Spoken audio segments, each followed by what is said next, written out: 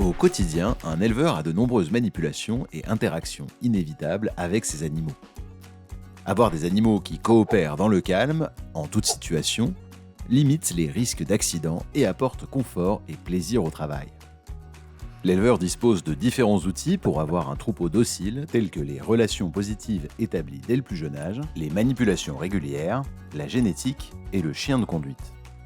En effet, le chien de conduite, présent aujourd'hui dans tous les systèmes d'élevage, est considéré par les éleveurs utilisateurs comme un partenaire incontournable qui apporte à la fois de l'autonomie et du gain de temps, une réduction de l'effort physique et du stress, et de la sécurité en rendant les animaux plus dociles. L'utilisation du chien de troupeau relève d'un subtil équilibre entre ses aptitudes naturelles et son dressage. Le dressage est facilité si ce que fait naturellement le chien est en adéquation avec le fonctionnement des animaux.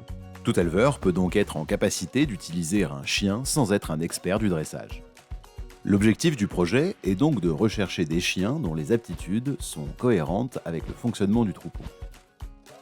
Ceci permet alors à chaque membre du triptyque éleveur, troupeau et chien de trouver son équilibre sur l'exploitation où l'éleveur a une place privilégiée. Au sein de chacune des races de conduite, il existe des individus qui possèdent naturellement un niveau d'adaptation au troupeau. On dit de ces chiens qu'ils ont une valeur d'usage intéressante. Ces chiens font passer aux animaux des messages imprimés de manière durable, en réduisant au minimum les rapports de force, et ce, quel que soit le contexte.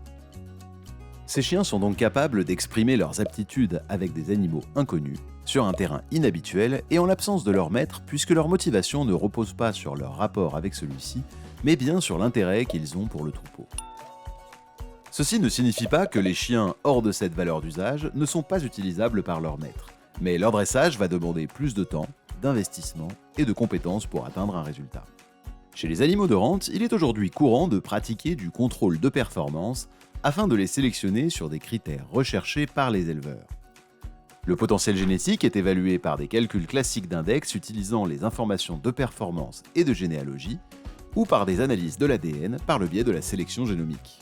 Actuellement, la sélection des chiens de conduite repose uniquement sur les performances en concours où la relation maître-chien et le savoir-faire du dresseur sont prépondérants. Ce projet innovant vise à évaluer si les traits comportementaux des chiens à valeur d'usage relèvent de l'inné. Premièrement, l'objectif est d'établir un test d'aptitude le plus objectif et reproductible possible afin d'identifier les chiens à valeur d'usage. Deuxièmement, l'objectif est de collecter un maximum de performances. Et ultérieurement, l'analyse du sang collecté au cours des tests permettra de rechercher des corrélations entre données comportementales et données génétiques. De fait, si des corrélations existent, des outils exploitant l'analyse d'ADN pourraient être développés pour détecter précocement la qualité de travail des chiens de conduite et donc mieux conseiller les éleveurs dans leur choix.